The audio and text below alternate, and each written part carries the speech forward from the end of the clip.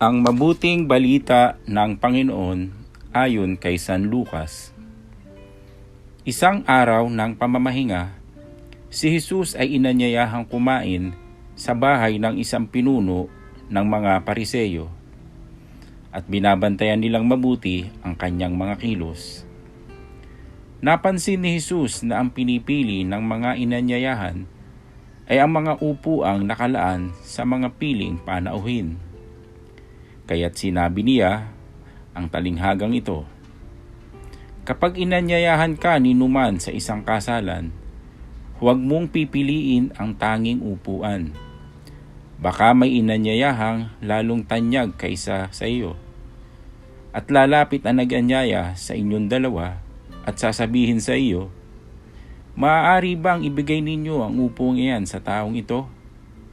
Sa gayoy, mapapahiya ka at doon malalagay sa pinakaabang upuan.